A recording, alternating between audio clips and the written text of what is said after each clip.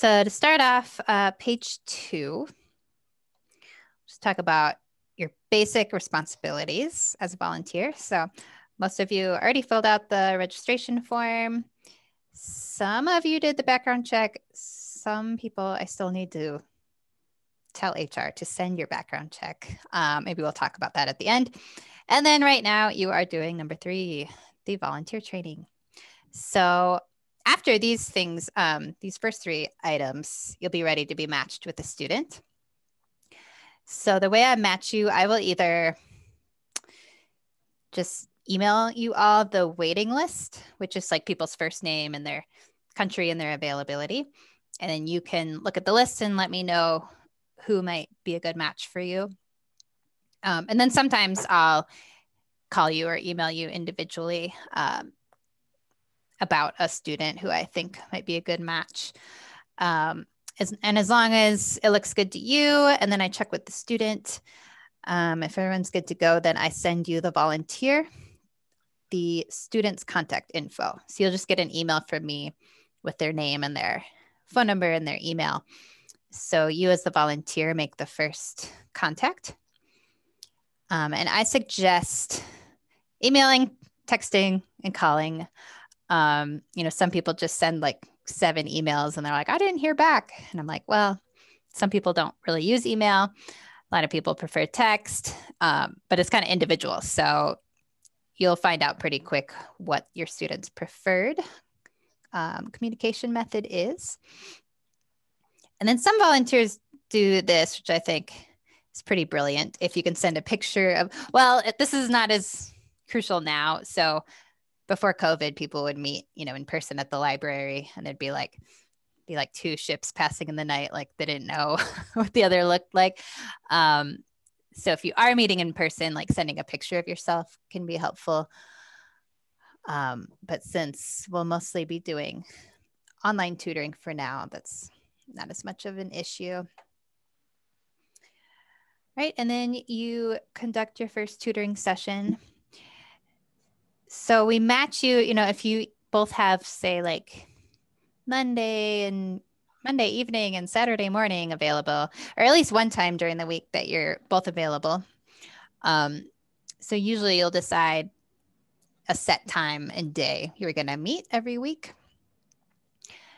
And then if you need to move it around one week, that's fine too. But generally you'll have a time that's consistent. We'll talk about materials a little later. You can always communicate with me how your sessions are going. So I'm not going to be able to tell you everything you might possibly need to know about teaching English today. You kind of need to, hopefully I'll give you an idea of the resources we have and where you can look. But once you're matched with an actual student, then you'll probably have more questions, like what exactly you can be doing with them and what materials you can use. Okay, and then one other responsibility is to keep track of your hours that you volunteer. So you can track your lesson planning hours and your actual meeting time with your student. So I'll send you an email every month, and it's just a little thing you fill out about your volunteer hours. Are there any questions so far?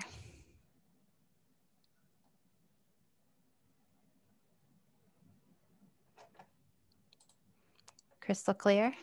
Okay. Oh, and one thing I always forget to talk about, but someone always asks the question. So now I'll get to it first. People ask how long you continue meeting with the student. And it's pretty open-ended for the English tutoring. We like you to be able to commit like at least 3 or 4 months with your student, just because, it takes time to make the match and then for you to build rapport and all that. But then, we have people who have met for like years, and then some people meet for like 6 months. And then usually it's like someone gets a job or someone moves or just their schedules change. Once in a while, like personalities don't work out, and that's totally fine. Just let me know if you're in any way uncomfortable with your match. And then sometimes people, work with a person for like a year or more, and then they just want to change. And that's fine too. Okay. There's a note there about quarterly volunteer trainings. Is that a thing? Yes. It hasn't in the last several months, but it will be. Our goal is to start doing them again, at least online for now. And these, I'll try to let you know, like a month or so in advance when those are happening. But historically, they've been here at the library during the week in the evening, and we do things like just talking about teaching strategies, different resources, games you can use. So it's kind of like professional development as a tutor, so you can keep learning new strategies. Great. Okay. All right. And then, so this is a big handbook. I'm not going to go through everything, but just a little blurb about adult learners. So most of our students have jobs. A lot of them have kids, a lot of responsibilities. So just like you, they're very busy, and they also have very rich background. So any way you can connect your teaching to their background and their interests and their goals, the more that language is going to stick. And most people have some, English education, but there's definitely gaps in their learning. A lot of them learn English in a very different setting, usually like a pretty traditional setting. Yeah, so just be patient, get to know them as a person, what makes them tick, and just figure out, what do they need now in terms of their language. So like, Mike was talking about his Chinese student who was driving for Lyft. So maybe they would work on stuff, I don't know, the language in the Lyft app, or topics you could chat about with your riders, or I'm sure there's a ton you could do just around that job.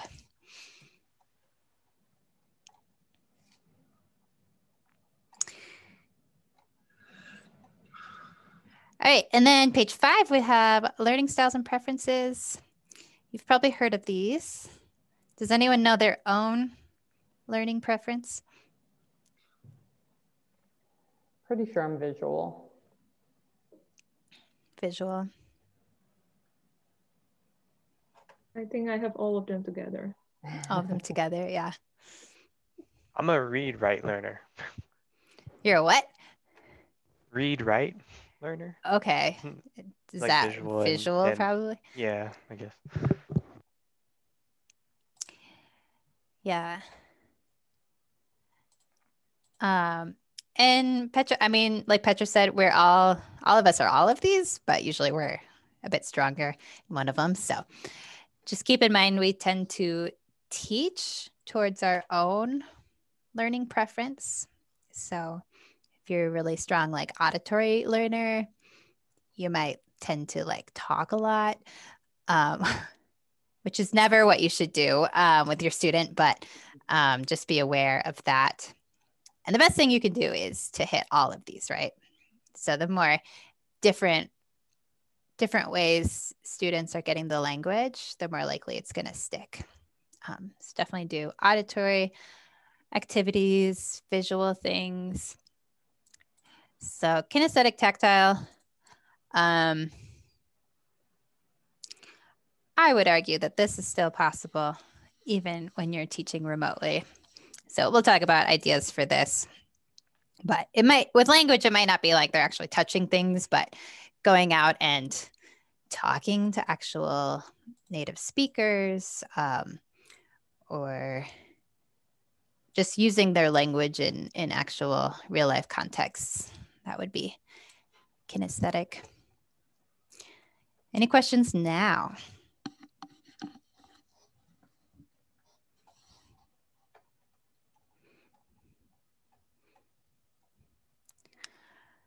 All right. And now the hard stuff, developing a lesson plan. It's not that hard. But there are some things you should keep in mind. So your first meeting with your student, don't stress yourself about having a fancy lesson plan. You can use that first meeting to get to know them and really talk about their more long-term goals. So, like long-term goals, it can be like, it's not like years and years in the future, but take something like 3 months and try to think of things that are measurable and attainable. So there's just an example here, but don't make goals like, I want to improve my English. Try to make it more specific and something you could actually measure and that they could show you they can do. And then I'll come back, but hopping ahead, on page 8, you have a goals worksheet. And this is a good thing to do that first meeting. So you can talk about their reasons for studying English, their reasons for wanting to improve. And this is a good kind of get to know you thing, but also good for you as a tutor to direct your lessons and what you're going to focus on. So some students might, if they have school-aged children and they're really confused with the education system and they don't know how to talk to their teachers, that might be something you need to focus on right away. And then some people, this probably won't apply to you, but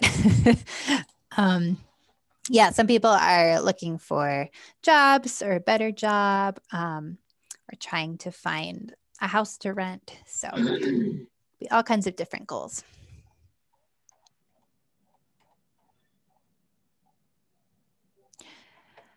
All right, so our long-term goal and then a learning objective, that's like a session by session. What's your learning goal?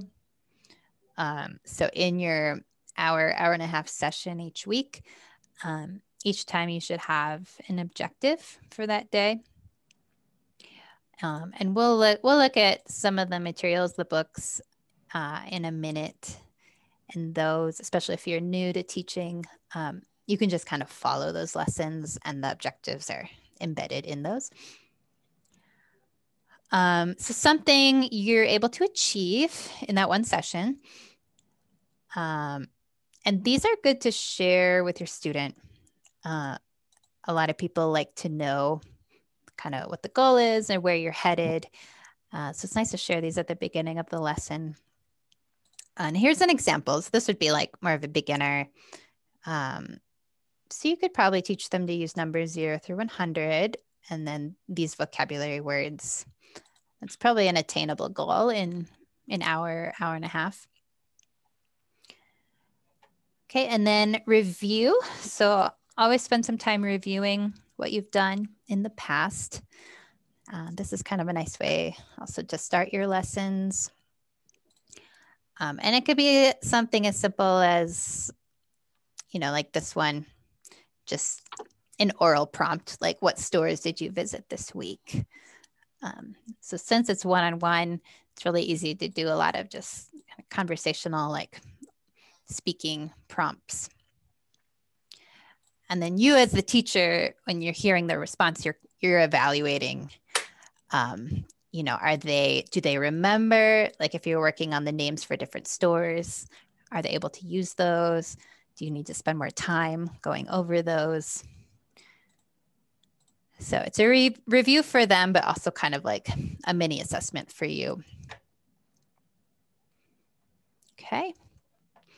And then the next part of a lesson would be presenting new concepts. Okay, so again, I'll show you the books and materials we have. I also love to use like YouTube videos. Can use stuff you have around you. So realia is just a fancy word for like actual things. So like my beginner class today, we're learning this and that and these and those. So I was literally like holding up pencils and like this and then that and these. So feel free to use anything around you, videos, audio stuff. So presenting new concepts, you just want to think like input, input, input, demonstrating it, showing them lots of examples. Definitely don't just show them, be like, this is how past tense verbs work. Okay, do it. You want to show them with lots of examples, visuals, audio stuff before you actually have them use the language themselves. Okay, input, input, input. And once you do all that input, then you can move to guided practice. So this is like you're practicing together, you're kind of holding their hand. They still have the training wheels on. So you can do all kinds of different things for practice. And we'll get more into ideas for that. This is the example with my number lesson. So if they're just learning the numbers, you know, maybe you hold up cards with the numbers on them. They say the numbers. You could look through a catalog, talk about prices. You could say numbers and have them write the number you say. Okay, and then independent practice. This would be practice they're doing on their own. So they should be working on English during the week when they're not working with you. And you can discuss with them how much homework or independent practice they want. There's lots of things. I mean, there are worksheets and stuff. Like I said, videos. They could keep a journal. I like when people record themselves speaking with their phone. Yeah, so lots of things they could be doing to practice on their own. Okay, and then the last thing, assessment. Usually this makes people think of like a big long test. And it's not necessarily that. So it's any way that students are showing you that they understand the concept. So asking, do you understand? Does that count as an assessment? No, because they're not showing you, right? And they're just going to say, yes. Yes, teacher, I understand. So make them do something to show you. They can do whatever concept it is. So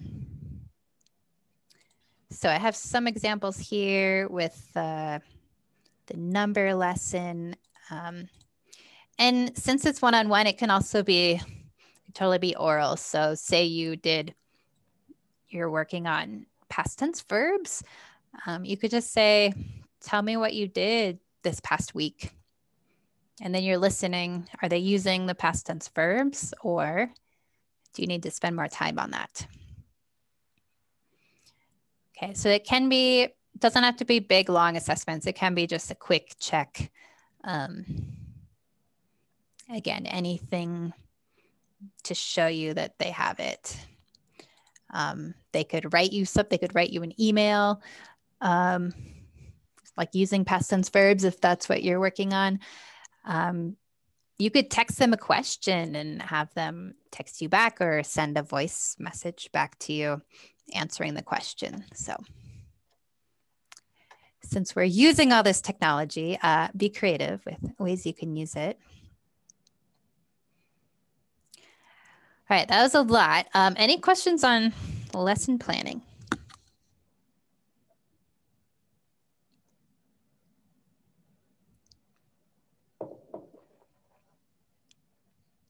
No. Okay, and I am demonstrating wait time. Wait time is a teaching concept where you wait an uncomfortable amount of time for people to answer, especially if they're learning a language. So keep that in mind when you're with your student. If you ask them something, just keep in mind that they are processing what you said in a different language and then processing how they're going to respond in English. So even if they do not answer right away, just count in your head, give them wait time. It's definitely necessary.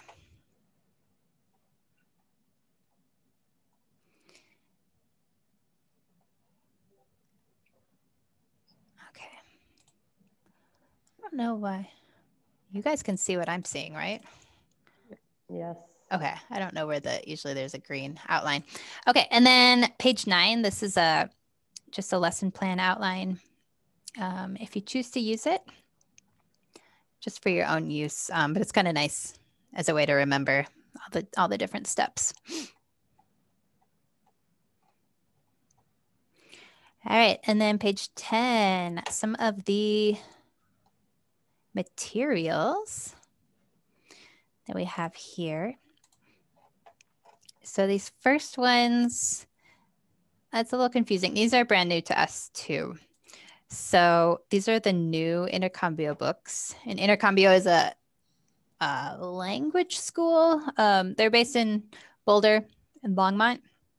They also use a lot of volunteers for teaching their classes. And these are their new books. So they have intro level plus levels 1 through 5.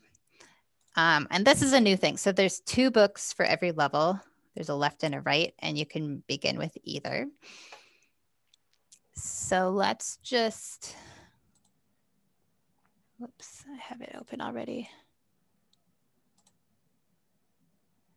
Okay, and I have the login info later in the handbook, but when you open it, it looks like this. So all of these are digital books, and we also just bought hard copies.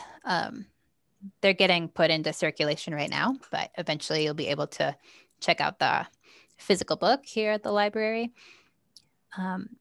But here they all are. I don't know.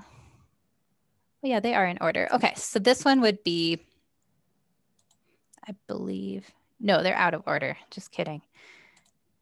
Okay, so you're gonna have to do some reading. So book 1 would be level 1. This is the left.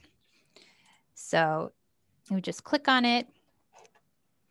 If you're tutoring remotely, share your screen. And it's gonna have all the pages just like the actual book. So, oops, hang on.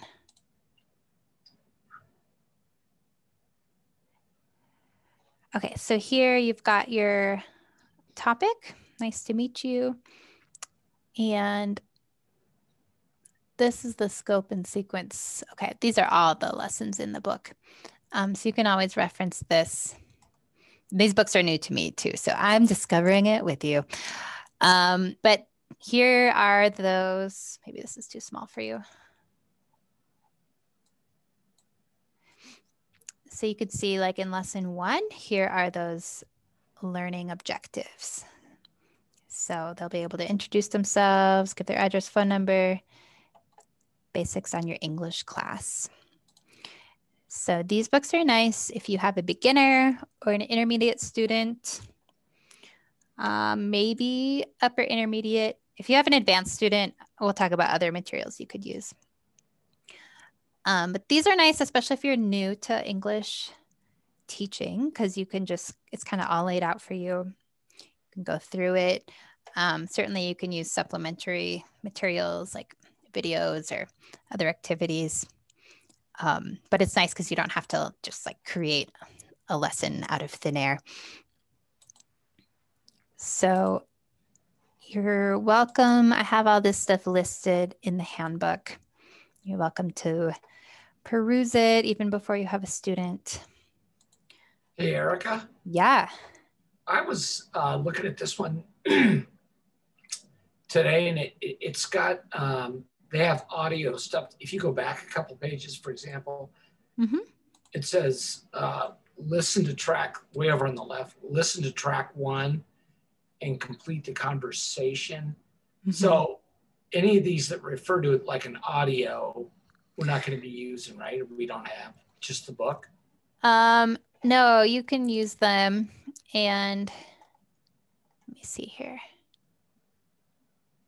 Okay. So there's also the teacher books in here. Okay, So you have book 1 left. This is the student book. right. And then book 1 left, teacher book. And I don't think, I'll show you where the audio tracks are, but I just wanted to point this out. So, but the written out dialogues of all the tracks are in the teacher book. Oh, I see what you're saying. Okay. So Yeah. I'll show you where you can play the track, but you can also open the teacher book and you could read it to them too. Gotcha. Okay. Yeah, so you got your teacher book here. So even more guidance to teachers. So I've got little writings here, how to go about things, what you can do with your students. And then let's look. Sorry, I'm going to skip to the end here, make sure I have the right.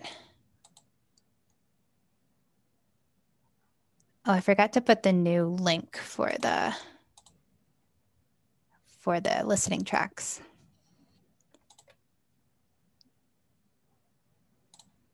Hello. Oh, okay. All right. Well, let's look at that at the end. But basically, if you go to intercombio.org and go to their resources, they have all the tracks online.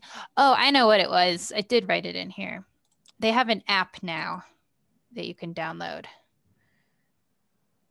I don't know where I wrote that. Oh, here. It's right here. So your student can download that too, which is cool. So if you have an Android, that one doesn't work. See if it takes us to the Apple Store. Yeah.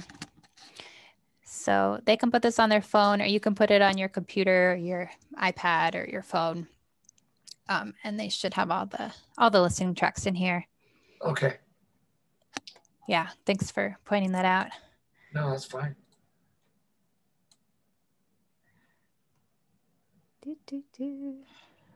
Where were we? Page 10? Page 10. Okay. There's a lot on here, so I'm going to let you check these out on your own. I really recommend, Intercombio has a lot of stuff for teachers too.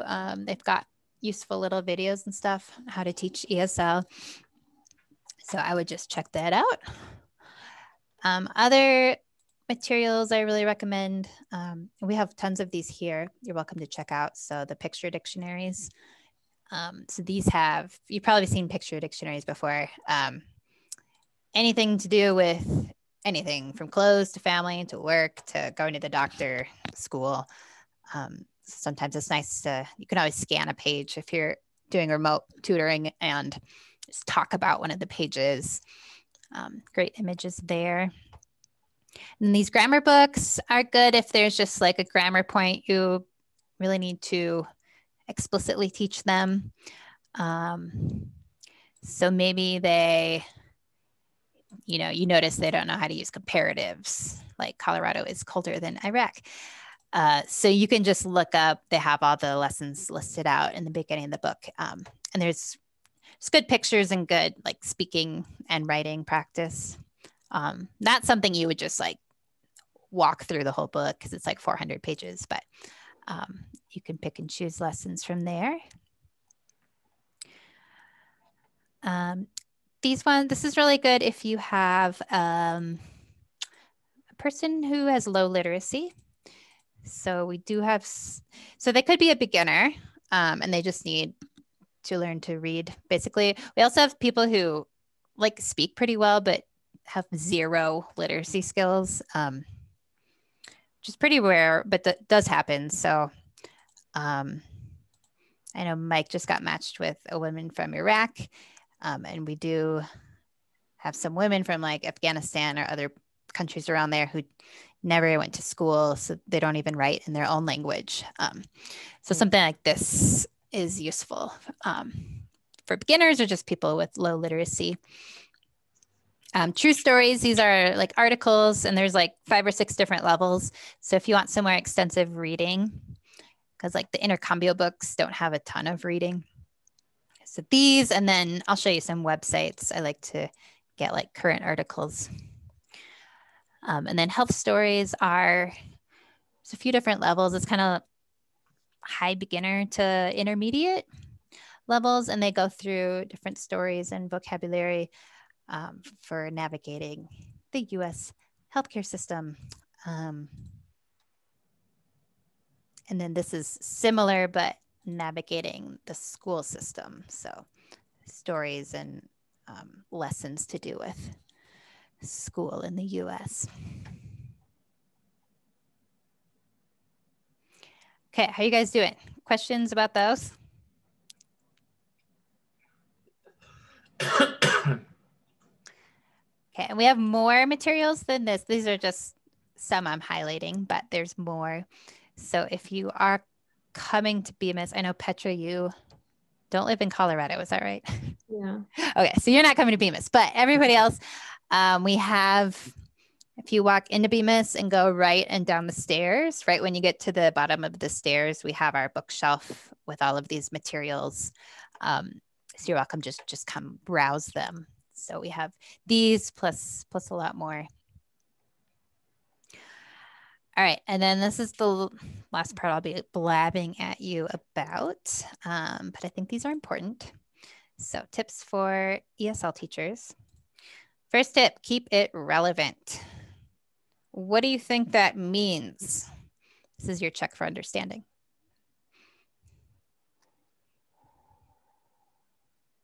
Talking or trying to get them to, well, I guess kind of using maybe the questionnaire that you showed us at the beginning. So things that they want to work on, things that are actually happening in their life. Like I'm looking for a job right now, or my kids are about to start school. I don't know what to do, that kind of stuff maybe.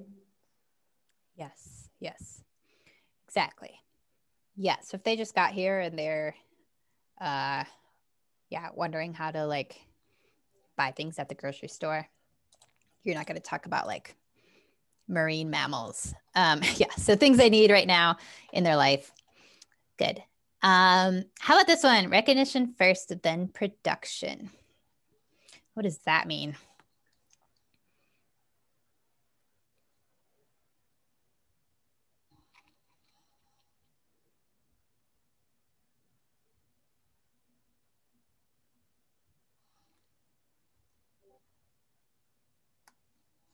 Kind of making sure they understand before you ask them to maybe write or speak back to you. Yeah. Maybe. Yeah. So language acquisition, we're always gonna, those skills of recognition are gonna come first. So they'll be able to listen and understand and probably read and understand before they're able to speak or write. And that's why before I talked about input, because really you want to get them to be recognizing first. So just like how babies, they understand a lot more way before they're able to like speak the language. Mm-hmm. So even us as adults, we're the same way with language. So you don't want to be like, this is how this works. Okay, do it, say it, write it. Give them lots of opportunities to recognize it first before you ask them to produce the language. Okay, and then we have limit your Spanish, or maybe, I don't know, maybe Petra is matched with a Czech student. So why would you limit if you have a common language that is not English? Well, it's not practicing English, which is what we're trying to do. Mm-hmm. Yep.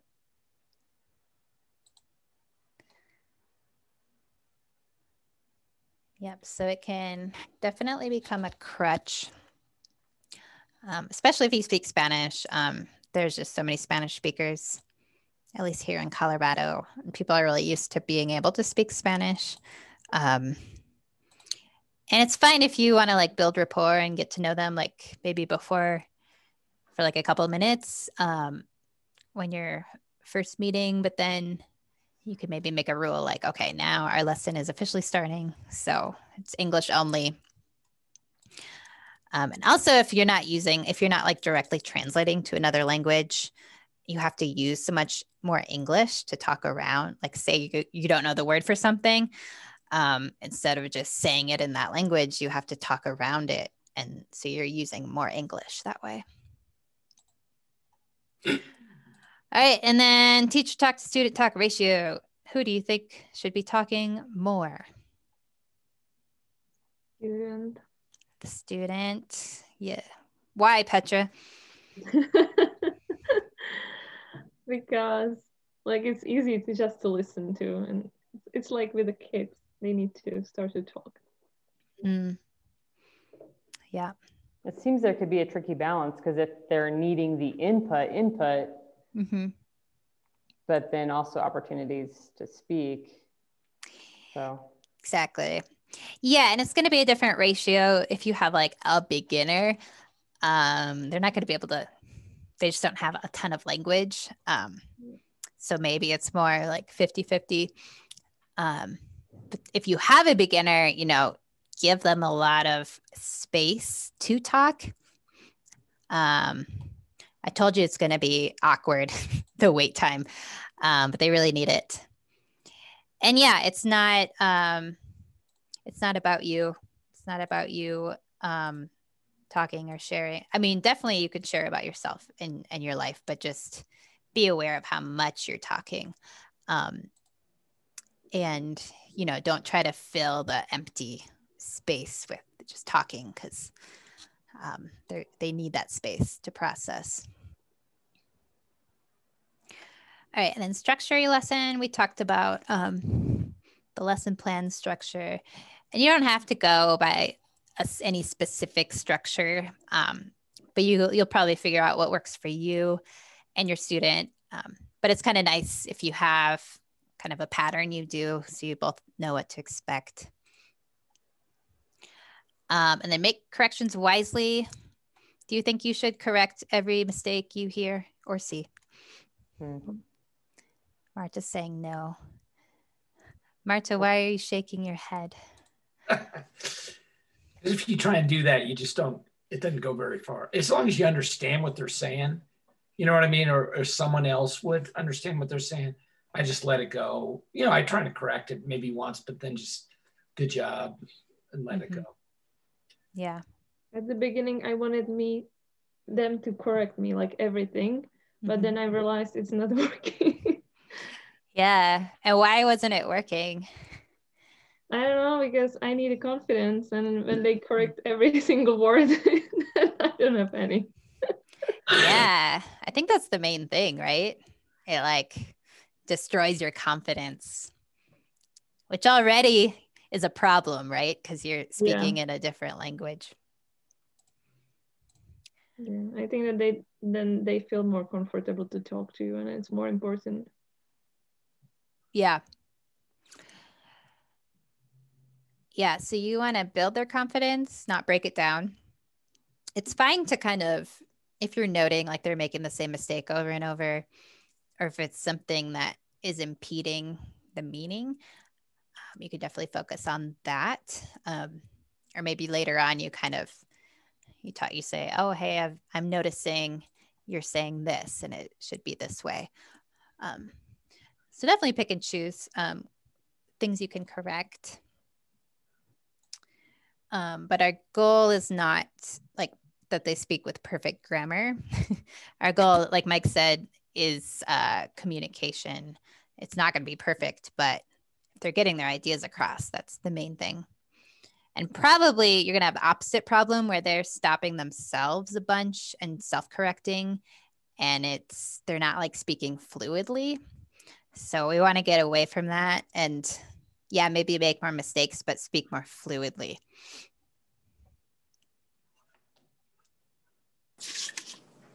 All right, and then we talked about check for understanding. Is that asking, do you understand? No. What is check for understanding? Asking them to actually do something that would prove that they understand. Yeah. Do or respond or speak. Exactly. Showing evidence. Yes. All right. Any questions about those?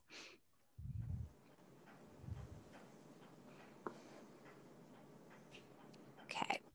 I'm gonna not go through this, but you should definitely check out these ideas. So just ideas for teaching vocabulary.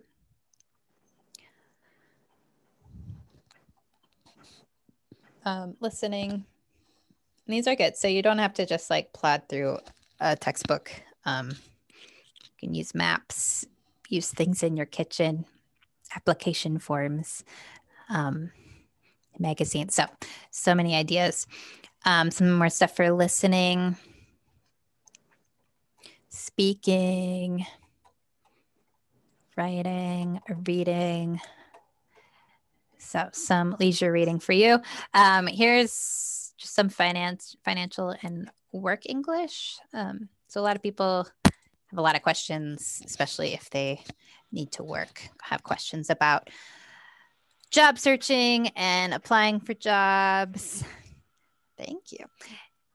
And then especially this time of year, questions about taxes. So there's just some resources here for you. And if Erica, would you, I need to get in on my phone so I've got to get in the car, but so could you just let me in there? I can. Thank you. All right. All right, field trips. Just a blurb about field trips. You're welcome to do. The city of Littleton doesn't love for you to drive students places, but you can certainly meet people places. This is just about some of the apps we have on our iPads here. You're welcome to check them out and use them at the library. If you do end up tutoring at the library, you just check them out with your library card. We have more than 4 apps. These are just a few I picked out that I liked. But you can always come check them out. Or even if you're tutoring remotely, you could come check them out just to explore the apps. And then if you want to get any of the apps like on your own device to use with your student, it's just an idea. Okay, we're not going to talk about this. It's a pronunciation thing. If you have questions, I can talk to you about it. But page 21, this is a new one. So teaching remotely. So some of you are perfectly fine with video chat platforms and some people are less comfortable, but these are just some like introduction videos, links to videos. So if you're not sure how to set up like a Zoom meeting or Skype meeting, you can watch those, or how to like share your screen. But I'm also fine if you want to stop by the library like Mike did today. I can walk you through any of those steps. These pictures are more for your student, especially if you have more of a beginner.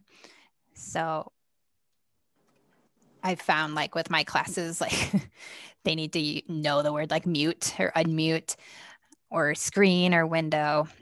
So that's just a resource you could share.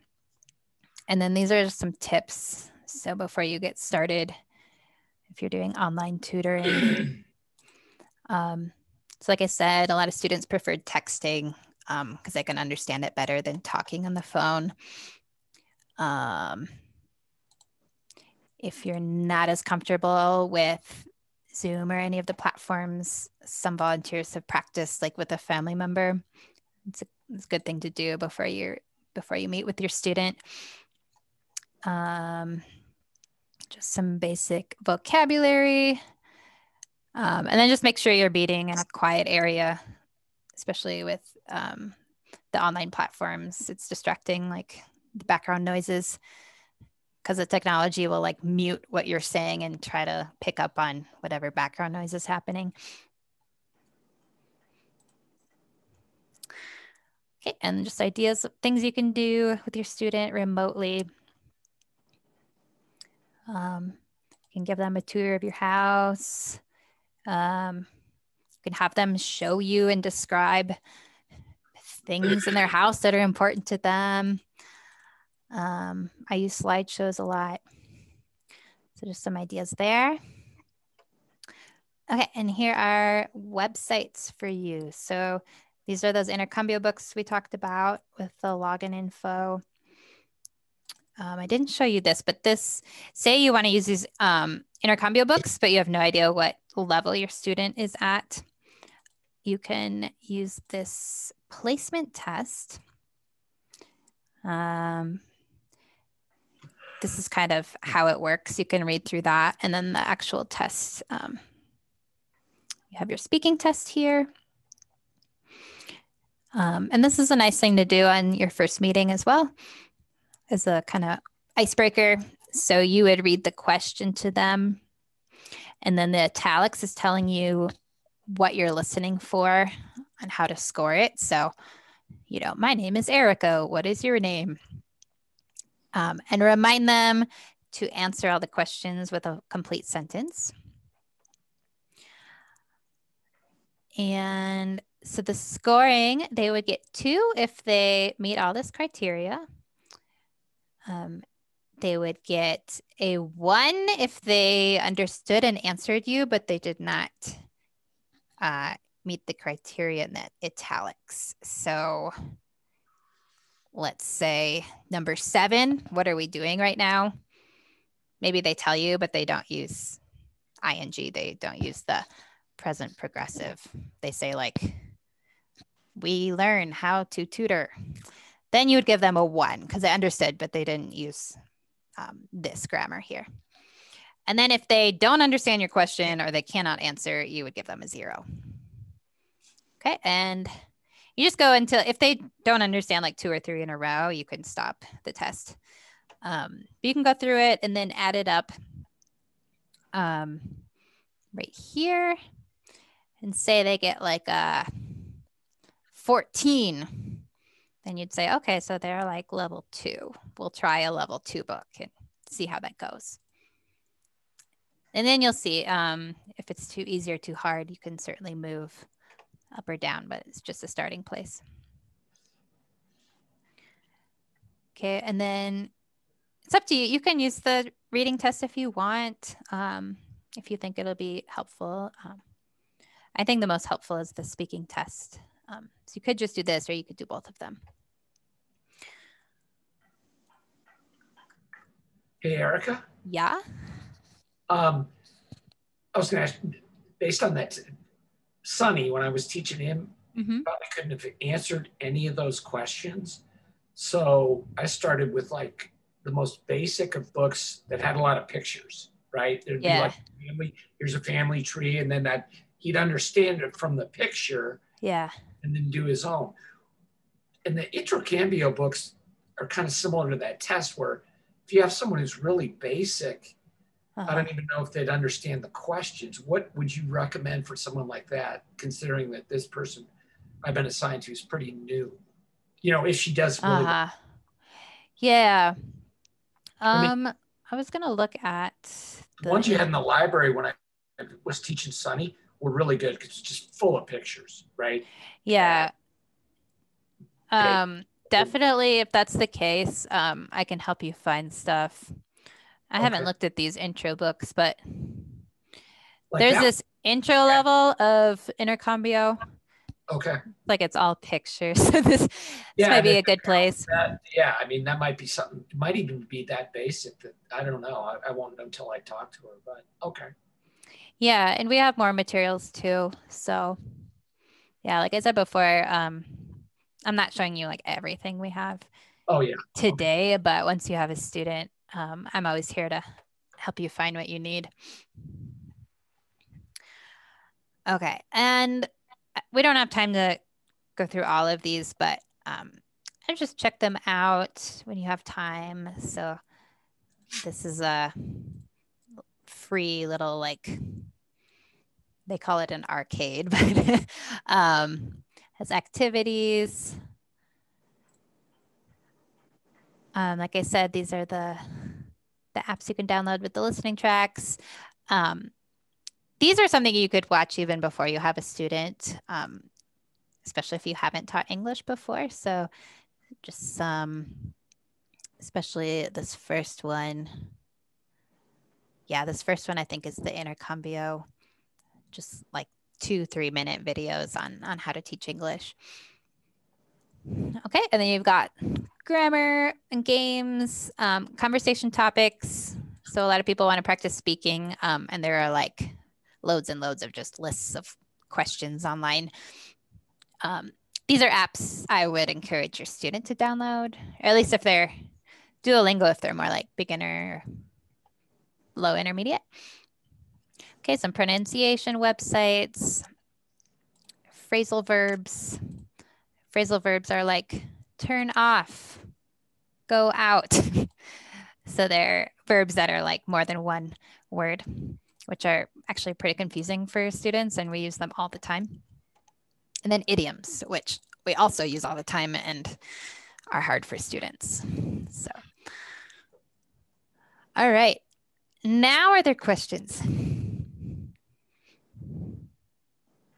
Erica, are most of these students in an actual ESL class and this is supplemental tutoring, or is it possible they're not in classes at all? Yeah, it's both of those. Okay. So they might be in a class also, and they might only be talking to you, you know. The only time they speak English all week might just be with you. So yeah, it could be either. Is it allowable or whatever, like if you are even building a friendship with a student and wanting to get to know their family, or like is it allowable to hang out outside of tutoring time, or should it just be strictly tutoring time? Yeah, it's I mean, the city doesn't want you to like visit people's homes or have them over, but I would say that definitely happens. People become friends and they invite their student to like Thanksgiving and stuff. I would just say, you know, like count that as separate from tutoring with the city of Littleton, where it's more of a, they just don't want to be liable if anything happens. So, but yeah, totally. Okay. How many students do you have in the program right now? I have to go count them. I think we have between maybe around 60 matches right now. Before the pandemic, it was certainly more like 100 and something, 140 or something. But it's building back up, and I meant to have the waiting list ready for today, but I didn't get to it. So I'll probably just email you all the current waiting list, maybe tomorrow. So if you're feeling, we'll have to make sure you did your background check. But if you're ready to go, definitely want to match you with the student.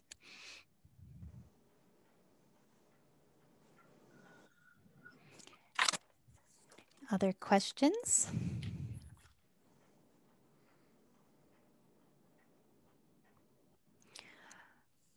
Okay. So really quick, just make a note of people. So Mike, you already did the background check. Sam, you just called this afternoon, so you need background check. Natalie, did you get a background check? No. Okay. And Jessica, I don't think so. I have not gotten it yet. Okay. And Petra? Me neither. And Marta, did you get a background check? Well, you said you were going to check your records. I was actually actively involved in the program less than a year ago. So that's right. That's right. Thank you for So I don't know whether I need another one or not. You said you were going to check. Yeah, because you did it in the spring. For a couple of times, yeah. You passed the background check, so you're probably good. Cool. Well, thank you so much, you guys. Yeah, you all have my email, my phone number. So if you have more questions or anything, I'm always here. I have a question. Yeah. I heard that the funding for the program was going to be cut by the city of Littleton. Has that gone through? What is the progress on that? Yeah, it was cut. We used to have citizenship teacher and another person over on legal. And we used to have a part-time kind of receptionist. So yeah, those 3 positions are no more. So it has been cut. We're applying for grants and doing other things to make sure the ESL can keep going. But yeah, does that answer your question? Mm-hmm. Yep. All right. Well, I hope you all have a lovely evening and weekend. And I'm looking forward to getting these people off the wait list and having you work with them. Thanks so much, Erica. Appreciate it. Thank you. Yeah, Thank I'll you. talk to you soon. Great. Bye. Bye-bye. Bye.